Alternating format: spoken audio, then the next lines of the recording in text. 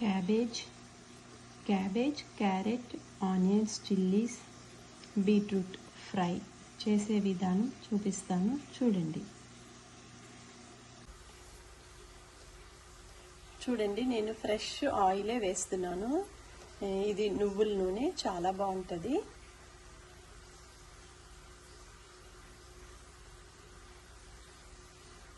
Beetroot, carrot fry చేస్తున్నాను. ఇప్పుడు ఉల్లిపాయ ముక్కలు వేస్తున్నాను. చూడండి, నూనె ఎప్పుడు కూడా నువ్వుల నూనె ఎవరైనా యూజ్ చేసినప్పుడు ఒక్కటి గ్రహించండి, నురగా వస్తుంది మాట.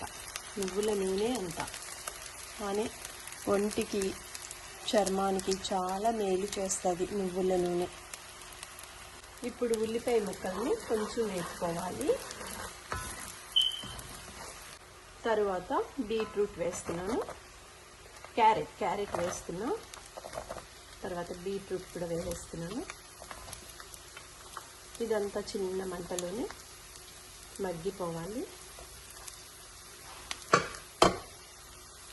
ఒకసారి శుభ్రంగా కలిపేసుకుందాం. చూడండి, ఇప్పుడు కూరగాయలు వేయగానే కూడా నూనె నురగా మీకు కనపడట్లేదు, నువ్వుల నూనె అట్లానే ఉంటుంది అన్నమాట. సో ఇది ఇప్పుడు మూత తీసి చూడండి ఎంత బాగా మగ్గిపోయాయో క్యారెట్, బీట్రూట్. ఇప్పుడు ఇందులో నేను క్యాబేజ్ వేస్తాను. బీట్రూట్ క్యాబేజీ ఫ్రై ఇట్లా పిల్లలకి చేసి పెడితే చాలా మంచిది అన్నమాట. ఒకసారి కలిపేసుకొని మళ్ళీ 10 నిమిషాలు మగ్గిపోతే చాలు. క్యాబేజీ ఎందుకు ముందర వేయలేదంటే ఊరికనే మగ్గిపోతుంది, అందుకనేసి. ఇప్పుడు మూత తీసి బీట్రూట్, క్యారెట్, క్యాబేజీ ఫ్రైలో నేను కొబ్బరితో పాటు కొబ్బరి పౌడర్, కొత్తిమీర, పచ్చిమిరపకాయలు వేసి ఫ్రై కలిపేస్తే అయిపోతుంది అన్నమాట. కొబ్బరి, బీట్రూట్, క్యాబేజీ ఫ్రై.